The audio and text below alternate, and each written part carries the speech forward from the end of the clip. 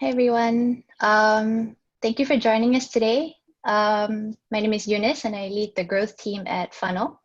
For those whom we haven't had the chance of meeting yet, Funnel is Southeast Asia's largest private investments platform and a licensed recognized market operator for ECF in Malaysia. We leverage technology and data, enabling promising startups and SMEs to raise capital from investors in Malaysia. Follow us on LinkedIn and Facebook at Funnel. We'd love to keep in touch and hopefully meet you in person when it becomes possible. So I'm just going to start off with some housekeeping before we kick things off. We'll be taking questions through the Q&A feature. You can find the button at the bottom of your screen, so feel free to send us your questions at any point during the event. We'll also be recording this session, so if you have to miss any part of this, don't worry, you'll be able to access it on our blog. So I'm really excited to bring you a conversation today with our first and long overdue panelists of amazing women leaders in Malaysia. At every stage of life, when a woman is given her deserving chance and invested in, statistics show that she drives profit for everyone, not just herself. The Boston Consulting Group analyzed that if women and men participated equally as entrepreneurs, global GDP could rise by 3 to 6%. And others show that having women at the C-suite level significantly increases net margins. And women in Malaysia actually account for 33% of positions in senior management teams within companies, as opposed to the global average of 29%, according to a Grant Thornton International Business Report. Now, despite performing above global averages, there is obviously room to do better. And today we have with us 3 women leaders who are on the ground propelling the local economy in their various domains. And today we will hear a bit more about their journey, their challenges, and the many hats these ladies wear in trying to forge a more equitable path for the next generation of Malaysian and Southeast Asian women. So we'll be kicking off the session with our panel. Joining us this evening, we have Ambika Sangaran, partner of Biji-Biji Initiative and Me.reka. Biji-Biji Initiative is a social enterprise devoted to inspiring people to live a more sustainable life by nurturing human creativity and rethinking the way we do things. And Me.reka is an innovative education space that provides an ecosystem that brings together students, professionals, communities, and makers and connects them to real projects for income generating opportunities. Next, I'm very happy to welcome Elaine Hong, co-founder and CEO of Enya, a direct-to-consumer company that provides premium quality organic feminine care products at an affordable price to consumers and strives to be a holistic feminine care brand that provides safer and more eco-friendly solutions. Welcome, Elaine. And last but not least, I'm super honored to welcome Joann Enriquez, CEO of investment account platform IAP, the world's first Islamic multi-bank investment platform, which works towards unlocking the efficient flow of capital into SMEs in Malaysia through crowdfunding. So welcome, ladies, and thank you for your time. And let's just get straight into it. My first question is for Ambika. You've been with Biji-Biji from the very start, right? So what has sparked your initiative and with Me.reka as well? Well, thanks Eunice for having me here. Yeah, with both Biji-Biji and Me.reka, the reason of starting both businesses, it's more about creating social change. When it comes to Biji-Biji, it's more towards addressing environmental challenges and also environmental-based community challenges. When it comes to Me.reka, it's more about education and also youth, more towards youth development, more towards community development that are focusing on reskilling and upskilling. So those are the 2 differences. But for both organizations, the whole reason of starting the whole business is about creating and constructively building these impacts within our business and also the country and Southeast Asian region. Yeah. That's very, I guess they're very connected together, right? Yes, they are actually. So Yeah, it's very interdependent. yeah, that makes sense. Yeah. Elaine, from fashion to sustainable fashion, and now to organic pets, what inspired you Yes. to the path that you're currently on today? Uh, okay, sorry. Well, thank you so much for having me as well.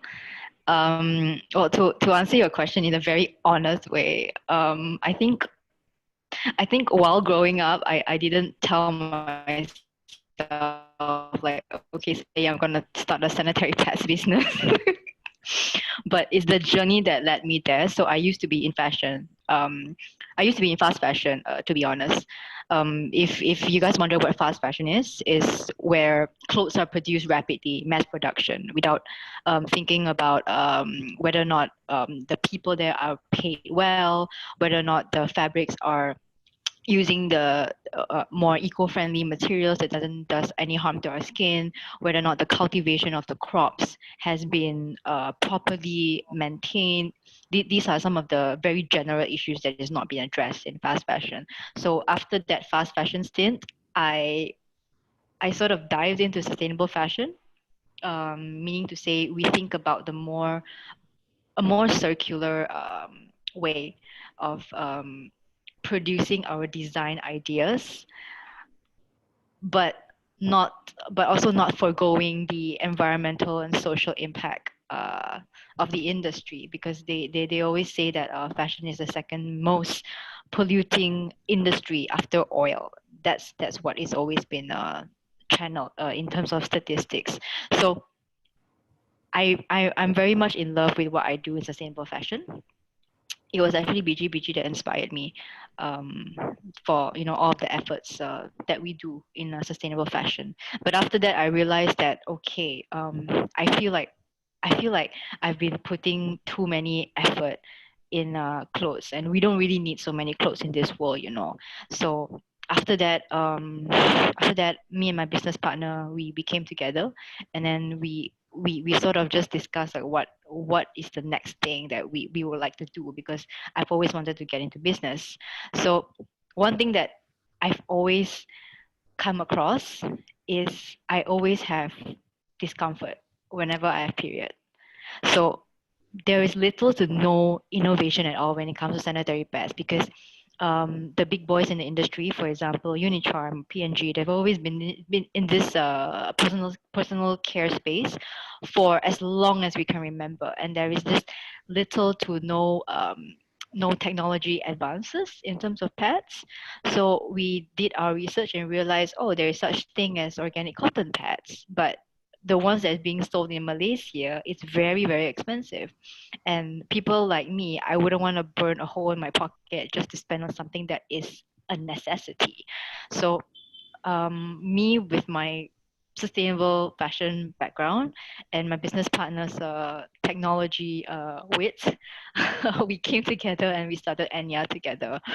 Um, and that's how Enya is born, and that's how I shifted from sustainable fashion to doing sanitary pads.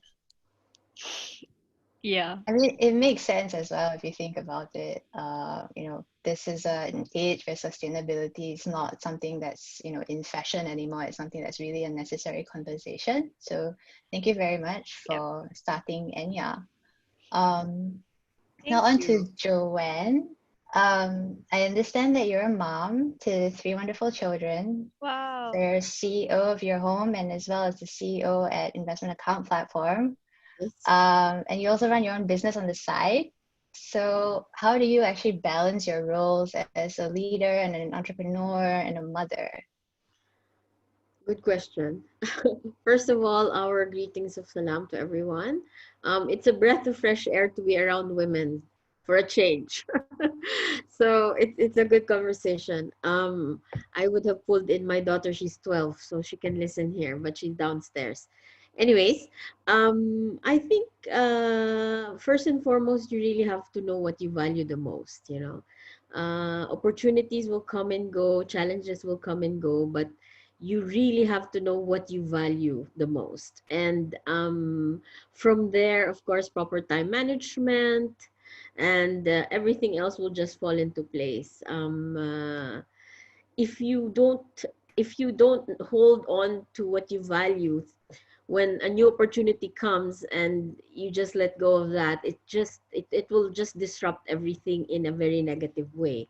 However, if you know what's important for you and you really hold on to that, and don't compromise those that are not compromisable, then even if you achieve those things that are secondary or not achieve them, it becomes incidental. So I think that's what has worked for me from my journey from. I'm not sure if any of you are married. I feel, are any of you three married? No, so everyone's single. So I'm married, but I just don't have kids. not yet. Okay. How long have you been married? I didn't know you're married. How long have I been married? A year plus. Very fresh, very I fresh. don't even remember anymore. You see. Yeah, it's as if 2020 just passed by like that, right? Yeah, from the journey of I mean, like what has been shared, your business opportunities as an entrepreneur will evolve from fashion to sustainable to now personal care sustainable. I mean, all of this will come and go, but if you hold on to what's important, it's okay. Some will match your plans, some will not, some will exceed your expectations, some will not. But if you hold on to what's important, things will go on as they should eventually. So I think that's key. Then of course, time management, and also asking for help, and that knowing that you have a support group with people around you, whether it's family or adopted family or friends. Always remember you're not alone in the journey of it all. So yeah, so that's I think how I manage my time and how I've survived this long. But truth be told, when I look back, like when I just arrived in Malaysia 6 years ago, and I didn't know how to drive on that side of the road, because in the US we drove on the other side of the car. I said, oh my gosh, what do I do just to be able to stop riding the taxi? Grab wasn't that prominent that time. You hail the taxi and it comes. So I was using the taxi for 6 months, I believe. No. August, September, October, November. Yeah, about 6 months. And looking back now that you have the car and you can drive in that side, how did I manage my life for 6 months riding the cab? So in retrospect, I think things will just happen the way it should, as I've said. But I guess that's it. Yeah. I'm gonna come back to that point about your social support system, because I think that's really important. But I want to go to Ambika and just share with everybody like another data point, right? So don't know if you guys know this, but as of 2018, only about 20% of Malaysian SMEs are women-owned. So tapping into your own entrepreneurship journey, I wanted to find out from Enriquez, first of all, uh, sustainability and green business is like making the news for a good reason right now. And like I said earlier, it's not just in fashion anymore. It's really a crucial point of discussion in our society. How challenging has it been for you as an entrepreneur to incorporate green business practices and convince your investors and corporate partners that this is an opportunity worth supporting? Okay, so I guess the issue, right? The investors, I believe, will come when you have consumers and customers, because that's where your product is proven lah. So the hardest part was actually to convince the consumers for customers. So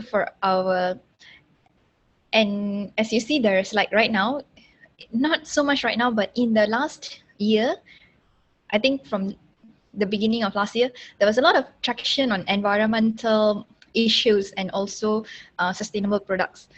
At that time, that was good. Like our products were accepted and stuff.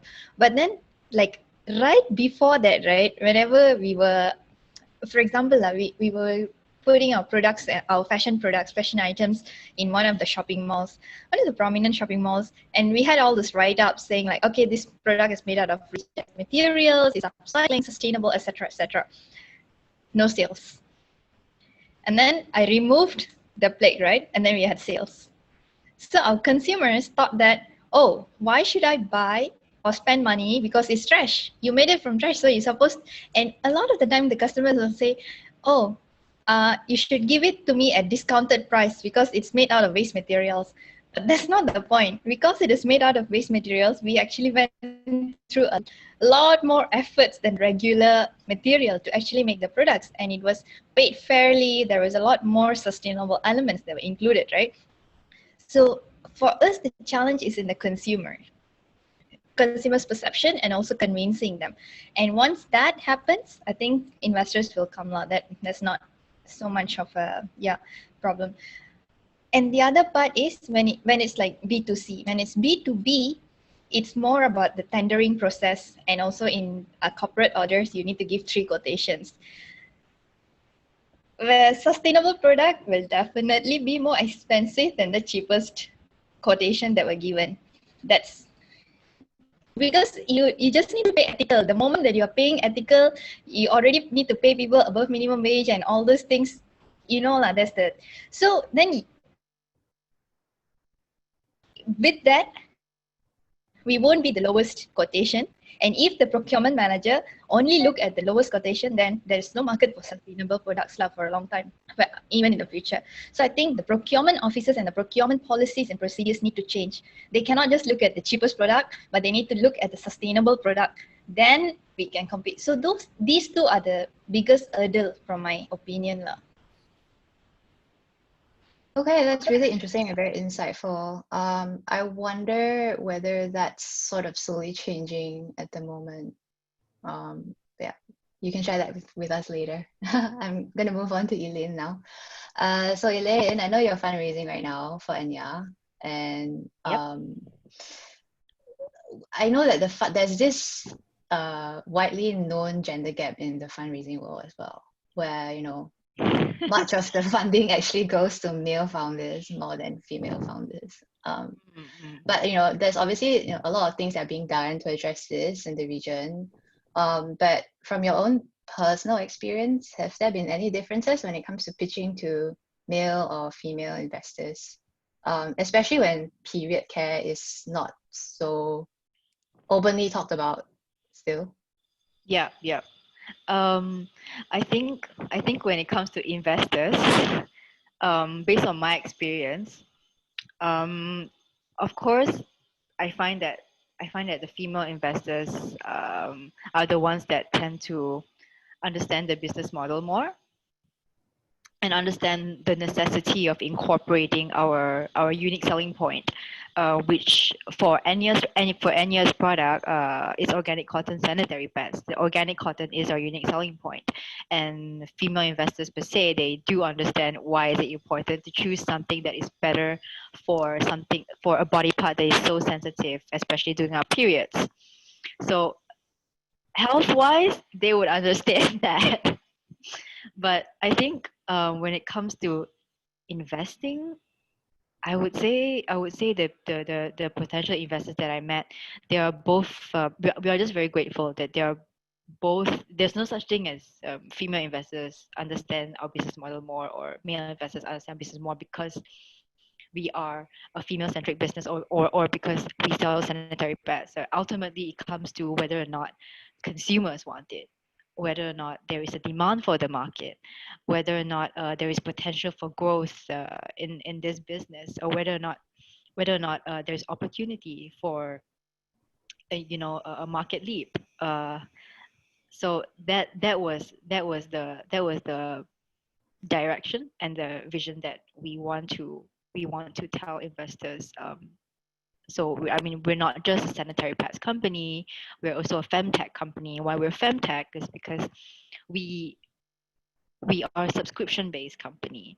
So that is the key main point. I think in terms of both male and female investors, they both sort of have their own understanding of where they're coming from. I think from our point of view, um, for me, I think the challenge would be network and connections. I think that's about it. But overall, we're just very grateful that they're okay to deal with and they understand. That's good to know. Thanks for that. So now I'm gonna move on to Joann. Um, so I know Malaysia has been taking the lead, like in growing the Islamic finance landscape, and more women are actually seeking opportunities within this sector as well. Um, do you think there's anything more that can be done to sort of even out that proportion of women in Islamic finance, either locally and globally? Just like in anything, even with the experiences that both have, it's a matter of education. Islamic finance is becoming more mainstream because of the growing population of Muslims, and the demand is obviously higher, and the trajectory of its growth is of course attracting attention in all corners of the globe. But for people who are not familiar, Islamic finance is a matter of course religion, and so it is not like a trend. The reason why, in this is my opinion, the reason why we have not yet it's not like I'm gonna go Islamic finance, then I'm gonna go back to conventional finance. It doesn't work that way. The reason why the pie is not larger, any larger than it is now, is because the offering is very small. Many countries are still struggling on how to make Islamic finance mainstream. And this is, of course, within the banking space. But alternatives such as the crowdfunding in the capital market space is becoming bigger. Now you have digital banking that's also then allowing for more creative solutions in the Islamic finance space. So that is why there's an attraction there. And that is why we urge everyone, Muslims and non-Muslims alike, to study this, is because it's not like people will shift after they've gone to Islamic finance. No, it is going to grow, and the depth is going to become deeper, primarily because there is still a very, very big void in terms of offerings, whether it's in financing, whether it's in investment, whether it's in access, whether it's in regulation. It's still at its very infancy stage. Malaysia, for example, I mean, you're all Malaysians. For me, the first entry into Islamic finance in Malaysia is the creation of Tabung Haji, even before they created the bank. So, I mean, and that is what, 1960s only. But the tenets of what we follow in Islamic finance is as old as Islam itself. 1442 now, based on the Hijra calendar. Is that correct? My son will correct me if I'm wrong, but it's 1442 years old, and so this is not new. It's just finding a modern solution to that same fundamental pillars of financing. And people would ask me, what is really Islamic finance? And I come from a conventional space in the Silicon Valley, meaning traditional, conventional banking, and studied in Malaysia in say for 2 years. But in a nutshell, it's just basically fair dealings among people, to make sure that all of your dealings are fair and that one and the other are on an equal playing field. Whether it's the investor or the one borrowing the money, whether it's the bank or the one keeping the money. So we just want to make sure that the transaction is fair, and the rules of that is, as I've said, as old as Islam itself, meaning the time of the Prophet ﷺ. So it's not new. However, the challenge is now, how do we adopt that in modern day 2020 sort of situation where now you have everything going digital. There's a very big opportunity to be able to create many solutions in the digital space. And that's why everyone now is getting into the Islamic digital economy, Islamic finance in the digital space. So yeah, so it's for everyone. I love that it's a matter or a conversation more about access and diversity for everyone rather than more of like a gender specific conversation. And I'm really excited to see the growth of Islamic finance in Malaysia. Yeah. Yeah. Okay, so I'm going to go back to Joanne's point earlier about the network thing. So according to Harvard Business Review, right, there's access to financial and human capital, which has been, very much a focus in when we talk about supporting women entrepreneurs. But then there's another key success factor that ends up becoming overlooked, and that's the access to networks or social capital. And interestingly, this foundation called the Asia Foundation, which is an international development organization, found that in Malaysia, the Philippines, and Thailand, women who use established networks and associations are actually 24% more likely to plan for growth than women who don't use such resources.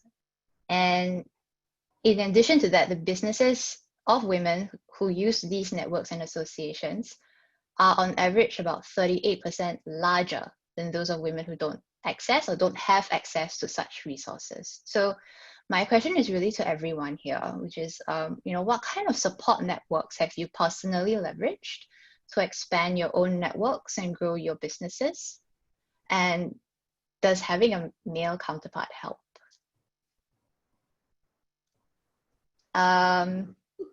Elaine, you want to go first? Sure. I'll go first. I think as you guys already know, my business partner is a male. And a lot of people, including investors and friends and close families, whenever I bring up Enya, they will ask, "Oh, who's your business partner?" And I would say, "Oh, he's a male." We would get questions and be like, "Oh, he's a guy. Does he understand anything about sanitary pads?" And I would say yes. It's because he grows up with his mom and his sister, and these are the people that he loves. So ultimately, if we ask any human being, if you truly care for someone that you love, then you would want to get to know more about that person, right? That applies to period habits as well, I guess. So, I mean, having Chris aboard is definitely very, very beneficial.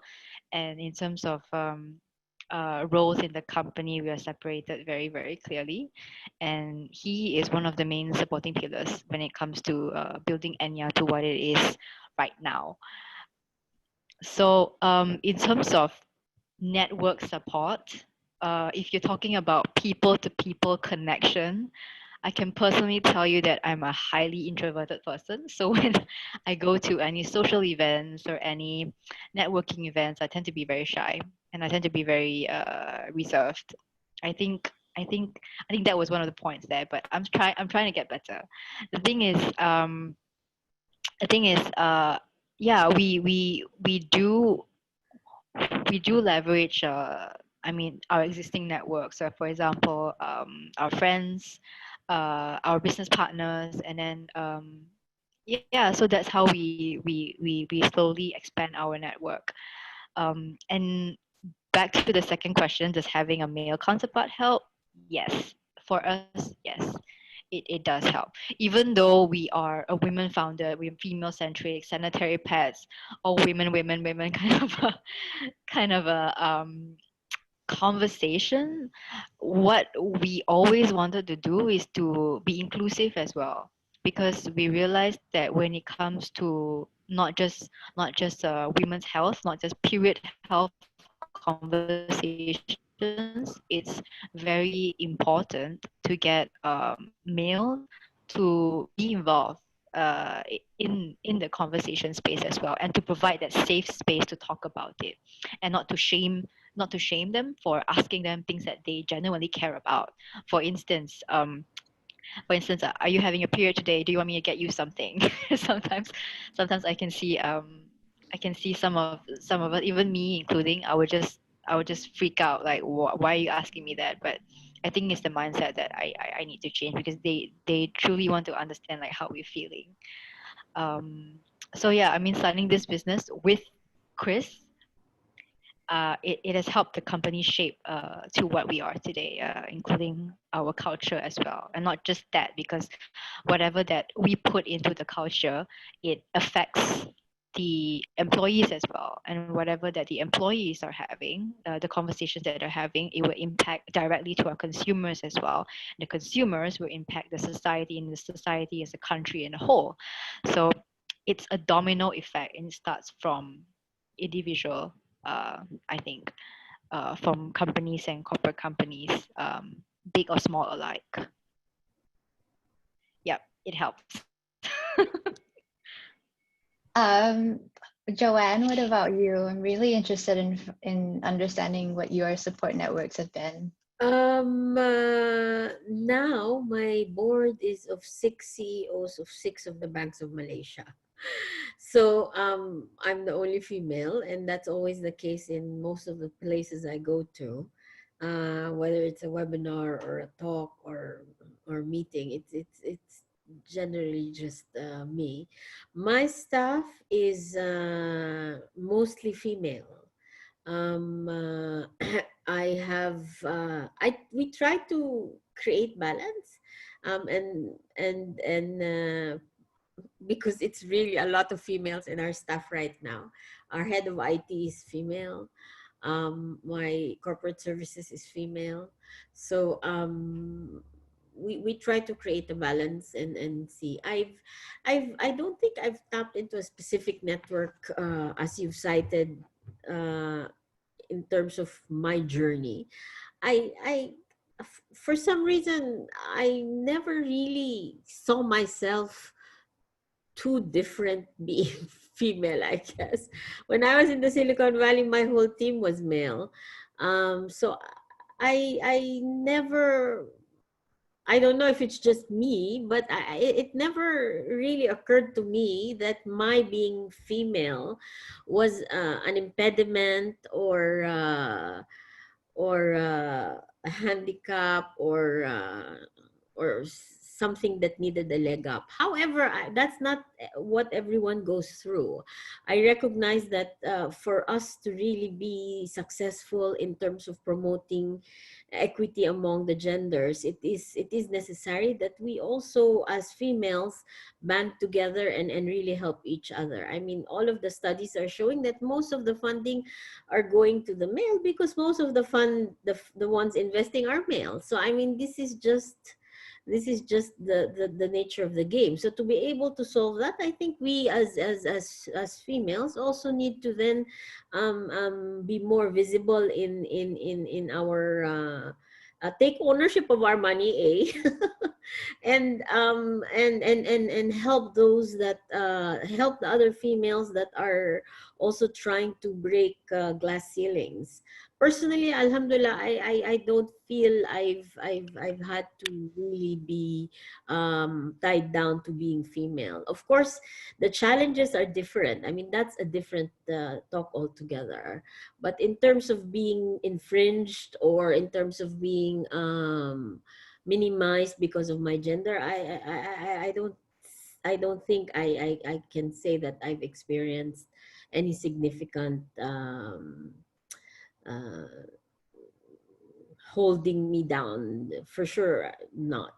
But again, for us to be able to give support to the others who are in the journey, I think we have to, as a female population, be more present, especially in the investing space.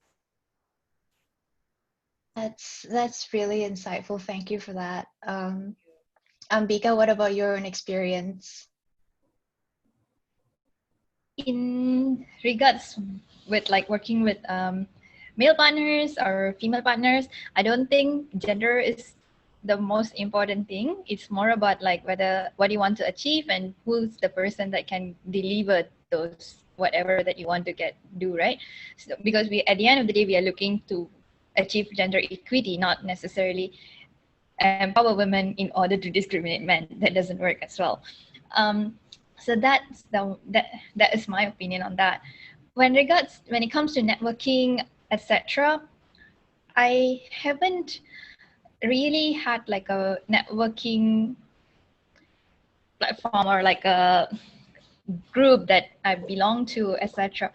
The one thing is like being part of Biji-Biji initiative and Me.reka, we ourselves kind of have, because we've been around and then there's a lot of people came in and went out, right? As well, like Elaine here today. So these are the people that are in our network, in my network.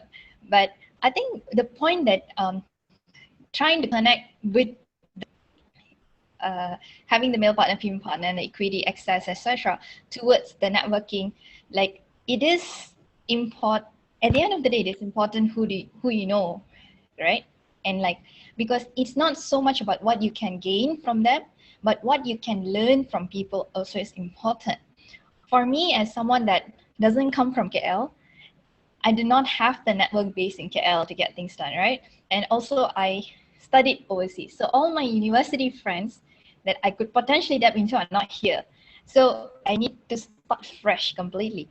So in that kind of case, it's a lot of the time, the networks that I depend on is actually my partners whose friends are in KL, who is much older. And then there is like, those are the networks that I can tap into. But I would say that it is super, super important to build our own networks, right? But how to go about it, that's the hard part that I'm still struggling with. I don't think anyone ever gets like I don't think there's any one formula that fits all anyway. So I'm glad that you're all finding your own sort of networks and maybe not specifically gender specific, but I think it's great that you are building your own networks. So that's great to know. I'm going to stick with Ambika for a while still. So with regards to this gender gap conversation, I read somewhere that men and women judge eco-friendly products as more feminine than non-green products. Have you ever seen this green gender gap in your work at Biji-Biji and Me.reka? Like, how do you think it can be addressed? If it even exists at all in Malaysia? I'm not sure because immediately I can also think about the men that wanted our products, that buy and support our products. So I think it's more about the design of the product because our designs were more feminine oriented. And I think if our designs were more male oriented, it would definitely, masculine or mostly, it would definitely be more targeted towards the population. So I don't think it's whether it's environmental friendly or not. It's at the end of the day, it's about the consumer wanting to buy the product. That's what I'm learning. Yes. So yeah, but at the same time, there's also this narrative where women are more concerned about the impacts, the social impacts than environmental. That's why if you go to a corporate boardroom, you may not see women, but if you go to an NGO or CSO boardroom, you'll see a lot of women there. And also if you go like from my own observation, I haven't looked at all the numbers and see like the real calculation. But most of the time, even in the corporate boards, the positions, the C-suite position that women hold is the Chief Sustainability Officer and CHRO most of the time. These two are very social oriented, environmental oriented as well. The CFOs and CTOs, it's like most of I haven't seen it much, but in that CHRO scene and also in the CSO scene, the number of males is also lower. So you could be right, like the narrative what you're saying. I'm not sure. I mean, it is interesting, right? And you know, with having Joann on our panel today, it just sort of underpins the whole idea that women can occupy any sort of seat anywhere in any company. not just the CSO or the CHRO role. So yeah, I think that's really interesting. For Thanks sure, for that. definitely. Yeah. It's all capability, right? At the end of the day. Yeah, exactly. Yeah. Now, Elaine, I know that like, investing in self-care and understanding your body is something that you frequently educate women on through your Instagram following of about like 14,000 followers as of last count. Why do you think that is important? And what do you hope that your customers and followers take away from the content that you share? I think when it comes to self-care as a whole, we hope to not only address facial products or period care products or building up your body, but also mental health care. I think that is also very important. So, but then back to our company ethos. Of course, we want to talk about vaginal care and our body care and our health care first, because that's what we are. But gradually, that is something that we want to go towards. And I think that it's important to share this content because I feel that the current commercial companies, the really big brands, the big brands out there, I feel what is lacking is emotional connection with direct consumers itself. And nowadays, when we look at the market as a whole, I found out that a lot of the consumers would like to be more emotionally connected and more personally attached to a brand or a company, be it whether or not this company whether or not this company does a lot of CSR campaigns. Whenever you buy a product from them, Body Shop is one very good example. Whether or not this company upcycles your waste and turn it into beautiful products like Biji-Biji, I think people are more aware of all these things. So when it comes to Enya, we not just want to sell you period products and just clap our hands and just walk away. We that's definitely not our goal, because when we started develop the products, when we started to sell it, we realized that, hey, so rashes and discomfort is not only the problem here. we realized that when it comes to education, especially, it's not highly taught across Malaysia, across the curriculum in Malaysia. So we as a brand, we wanted to do something that we are most capable of first. So we started with social media. It's our most direct to consumer platform. It's the most organic way to reach our customers. So we normally interact them in a way of shareable content, educational contents that we post up, because nowadays people are very visual. And we like pictures, and we try to incorporate trendier, shareable user-generated content, and we incorporate it with things that you can find in scientific textbooks. For instance, how to care for your vagina. Number one, use a soap to wash with water, for instance. So these are the contents that we try to come up with, because we want to present ourselves not just as like a company that only wants to sell you products. We noticed, this is a very interesting point. We noticed that the more we collaborate with brands and NGOs, we noticed that there is such a thing called period poverty in Malaysia. So period poverty is also it's not talked about, is because in Malaysia there's no specific statistics on it yet. There are no numbers that declared like, oh, maybe 5 out of 10 girls in the school doesn't have sanitary pads. There's no such numbers yet that has been found out in Malaysia. We noticed that it's a huge problem, because here are all of us talking about fighting for rights and fighting for I don't know, like a lot of things that we are caring about right now, but we've also need to focus more on the things that is a necessity for us.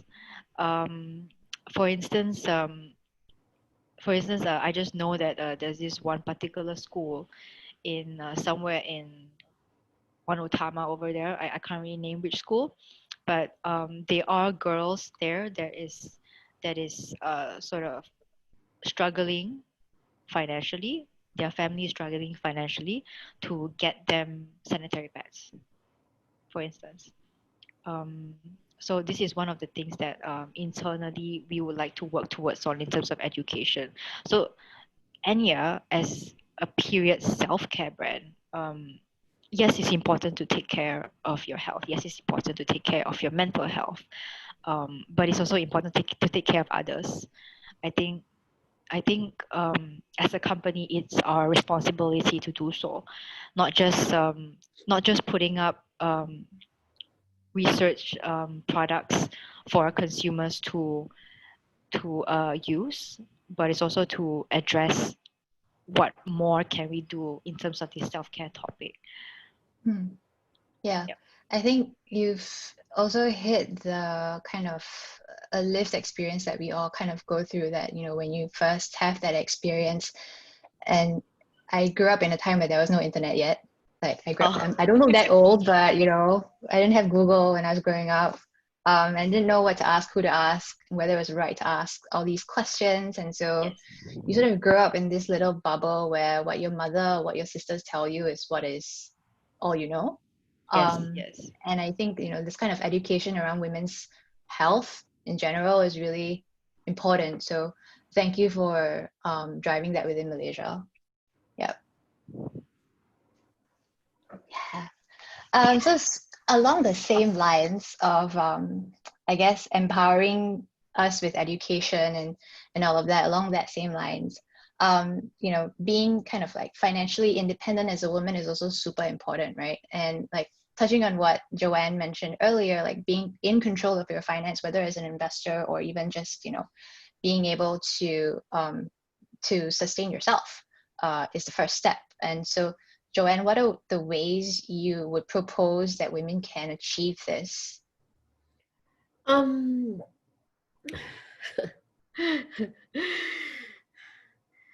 We'll divide it into two groups. I suppose it's easier to explain. In many societies, it is the one that is really controlling the purse or the wallet is the female. It's the mother. The dad would give the money for everything, and the mom budgets it. So for the more, and I think that's true for the Philippines where I'm coming from. That's true from people that I know here in Malaysia. The decision maker of who and what to buy is basically the women's. I think we have to go deeper. I'm not so sure if the investment bit is also then done by her as well. So that is an area I haven't really looked at. But overall idea is that many societies, it's quite matriarchal, where the woman has the money and she's able to spend and save. And I suppose when she saves, she can invest. So by default, she can invest too. Is it all of the money of the family and the dad keeps some? I don't know. So for the younger ones, of course you're gonna have to earn your money first, save. This is the things we're trying to teach the children now. You have a budget, you save. We try to teach them, although food is in school, it's given for free, it's part of the tuition fee. We give them a budget for the week. It's up to you. You save it, you buy gifts for your friends, you want to buy this, you want to buy that. It's really up to you. So at a very young age, we have to train our children, female or male, to be able to handle their money, and that becomes ingrained in them, and they see the value of money. The Chinese and the Indians are very famous for being able to be frugal and know how to make money and save money. Hard work. I've always admired my Chinese friends and my Indian friends who really know how to value money because they earn it. And even if they have, their parents teach them how to earn the money. And I think this is something that we have to learn from and be inspired with as well. Then of course, when you become older and you've saved a bundle of whatever that is, you grow that, whether by working or being an entrepreneur. It's financial literacy, but more so in the women talk, I think it's empowering our girls, that they can do whatever they want, really, and there's no stopping them from doing what they wish to do, whether they're male or female. It shouldn't be specific to gender. That's a really good clarion call, actually. I don't have kids, but for those of you who are watching who have children, you better start planning now and teaching them that. And like, I think I just want to wrap up this discussion before we go into the Q&A, but, you know, just going back to the actual topic of today, right? We've spoken a lot about a lot of things. But I also want to ask you, you know, how were you personally invested in when you were growing up, and how have you invested back?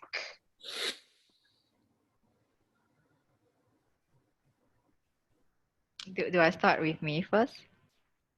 Sure. Invested in what terms, Eunice? Like invest. How did people invest in you, either personally, socially, financially, or whatever? And how have you invested back into the ecosystem, I suppose, whatever ecosystem that you roam in? Oh, I see. I think when you mentioned that, right, the first thing I think about is my family. Yes. I would say from, well, the day I was born until now, both my parents have set a very good foundation for me and my siblings. Not to say like we are very rich. That's not it. What I mean is like they've set a very good example for us. Meaning to say, they make sure that we get education. Probably they're always there whenever we need their advice. They're just generally very good examples to look up to, and they provide that very strong layer for me. And in terms of what they've invested in me, I think apart from advice, apart from I think it's example, is their attributes and their traits that they showed me that I've seen. And then in terms of how I bring it back, I always, whenever I'm leading the team, for example, I always think about how my dad runs the household. I don't know if that makes sense, but I always think about that because my dad is a very patient person, and he empathizes people a lot. And even though even though on the outlook he's very fierce, but he's actually not. And he gets that sort of respect from people, and people fear him. But sometimes when it's time to show kindness, and when it's time, even if it's not the time to show kindness, he will still show kindness to anybody that he knows. So bringing back to the company, I think that has helped me a lot to shaping how I lead Enya today. And we were not a very big team as well. We were just a very small team of 5 people. So I think, well, in terms of leading the team, we are progressing. And every day, whenever I have troubles, I will think about how my dad is in terms of leading the household and also leading his team in his company. Yeah, the physical, emotional, mental attributes that I learned from him. Yeah, that makes a lot of sense, actually. I hope I didn't go out of topic. No, it's very relatable, right? Family is the first sort of idea of, education, or the kind of leadership that you experience, sort of. What about you, Ambika? Do you feel the same way? Yes, I agree 100% with what Elaine said. Yeah, in regards of investment, a lot of people definitely invested in me. and they laid the foundation for me, right? And there are people that are still investing in me because there's like at different parts of your life, there's different level of guidance that you need, and so that's what we get, right? And that's why whatever I'm doing, it's there. And this is where I just wanted to point a thing about how the investment into your child, and also how parents actually enables or disables you to be who you are. I've been seeing a lot with the people that I work with and from our interns, etc. Right, like how the parents treat no like the girl child and the male child makes the whole difference on the career progression of the girl child and the male child. Because if the parents say that you have to come back by 10 p.m., right, in case in the office there's something that's due today and the girl child is forced to go home, who's going to get the promotion next month? It's so easy, right? And the same question, it's like parents say like you have to be back home by this time, right? And especially if you are from a poor family, cannot afford your own transportation, you're taking public transport in Malaysia, you don't get public transport good quality after 9 o'clock, right? Especially if you're out of the LRT and MRT line. Means you have to be out of the office by 7 p.m. and catch like 2-3 things buses to get home. So in that case, who's gonna be there to with the manager to actually do the job? Then of course who's gonna get the promotion? So I'm seeing these things like so I don't think like why the corporate women are not getting to the corporate officers, right? I don't think it's not because they are not capable or they can't do it. Maybe we don't have the structures. If let's say the public transport runs anywhere in the city until 12 a.m., then probably we will see a lot more corporate women, corporate leaders. And the same goes like networking events, right? Always happens in the evening. If you got, then it's not also about gender, it's also about the income and equality, right? So if you are from the poor background, you have to take public transport, means you can't go to the networking event lah, right? So this is what I wanted to point out, going back a bit out of the topic, I guess. So investing back into things, I'm very passionate about social and environmental stuff, and my hope is that all the investment that I've gotten into from all the different people, the way for me to give back is to make sure I'm more interested in structures, processes, and procedures, not like helping one person, but building an ecosystem. So I hope that I'll be able to design and develop ecosystems that will help a lot more people to achieve an equitable world faster lah. Yeah. That sounds very admirable, and I'm fully supportive of that. Thank you. How about you, Joann? Yeah, so I mean, we've been talking about financing from my side. No? I think the most important investment that one can make is time. Huh? I always tell my children this because money can be earned back, yeah? Time cannot. So when the investment of your parents, the investment of your friends, the investment of your mentors, these are the real investment that's made to you, more than the money, I think, because again, of all of the resources that we have, one that we cannot take back or earn again is the time. So many people have given me their time to allow me to be where I am now. And of course, that's family, that's your peers, that's your staff, that's your team, that's everyone, from the person who drove me to work to my nanny growing up. I mean, all of these are people who invested in me, and in giving back, I think whatever time or resources I have, of course, within the family, you try to be a better parent, you try to be a better friend, but of course, to share that resources and that time to the people that are around you, in the most simplest of ways and in the most grand of ways, when you create projects that impact a whole neighborhood or a whole country. But we don't minimize what small things can do within the home, within the neighborhood, and within our circles of friends. you've mentioned about mental health. One of the reasons why there's rampant problems of mental health more than ever is because I think we've been too busy to listen to our friends, to listen to our sister, to our children, to our parents, because it just got so complicated, I suppose, nowadays. But I think it's the offering of the time is when everyone can give back. Thank you so much for that. Yeah, that really time is money, right? So thank you so much for your time here. I'm just gonna head down to Q&A. I think we only have time for one. Already overshot, but I think we have a question for Joann, which was, how is your experience like working in Silicon Valley? If you can briefly touch upon that. I suppose it grilled me to the bones. And being there in my early 20s, where I was in the rat race of everything, really grilled me to the bones.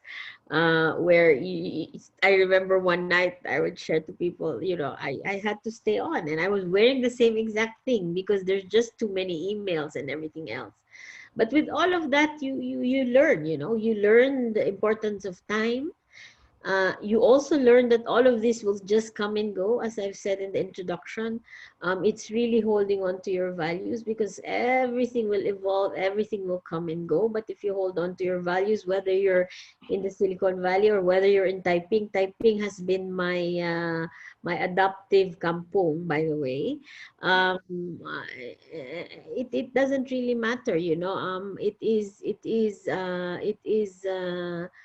what you hold value to the most: environment, family, friends, whatever that may be, nation, sisterhood, and you hold on to that, and everything else will just flow through. Thank you so much for that. It's very big picture thinking, and I think you only really figure it out after you've experienced it, as I've realized. But maybe I like to learn the hard way, I don't know. But yeah, I just want to say that I think that's about all the time we have for today. I want to thank you so much, Ambika, Elaine, and Joann, for your time and your valuable insights. And thank you everyone for taking the time to be part of today's webinar. I know there were 2 other questions that we didn't manage to get to. But if there's any time at all after this webinar, I'm probably going to shoot those questions over to you ladies and then get you to answer them anyway. And then we can put that up on our blog. So as I mentioned earlier, a copy of this recording will be up soon on our blog, and I'll reach out to you to share that with you soon. So on a closing note, I just want to encourage all of you to join us on Funnel to stay updated on our upcoming webinars. If you have any follow-up questions, or if you want access to more information about us or today's guests, just feel free to reach out to me. And thank you once again. Thank you to our speakers as well. We hope to see you again at our next virtual event. Thank you, ladies. Thank you so much. Thanks for having us, Ines. Yeah. Thank you. Especially Ambika and Joann as well. Thank you so much for having your time off work a while just to spend this chat with us. I think it's very important, especially I don't really get to meet a lot of women leaders like you guys. So it's a pleasure to be around this circle with you. So thank you so much. Thank you. No worries. It's our pleasure as well. Thank you. Thank you. Salam. All right. Have a good Bye. day. Have a good evening. Bye. Bye.